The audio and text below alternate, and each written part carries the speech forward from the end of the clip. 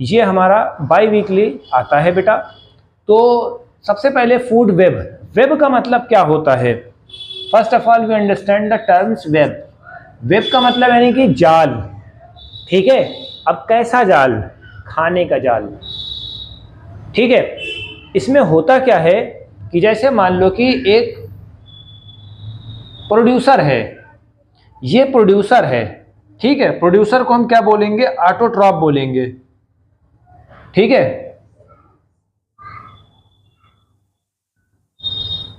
Producer को हम autotroph बोलेंगे। अब प्रोड्यूसर ने अपने आप को प्रोड्यूस करा, फोटोसिंथेसिस हुई, ठीक है, प्रोडक्शन हुआ, ग्रास उगी। अब उस ग्रास को खाने वाले कई बंदे आ गए। रैबिट आया, ग्रास ऊपर आया, रैट आया, ठीक है, इस तरह से आया। अब इनको भी खाने वाले और आ गए, ये हुआ। इसी को हम फूड वेब कहेंगे। अब थोड़ा से समझ लेते हैं भाई। जैसे मान लीजिए ग्रास है, अब ग्रास को रैट भी खा रहा है, ठीक है। अब रैट क्या है? प्राइमरी कंज्यूमर है। ये बात समझ में आ गई? अब रैट को कौन खा रहा है? कैट खा रही है।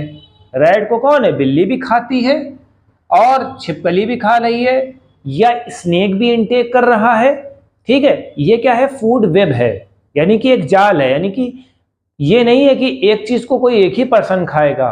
कहने का मतलब यही है कि एक चीज को कई लोग खाते हैं, इनटेक करते हैं, ठीक है। चूहे को सब लोग खाते हैं, ठीक है।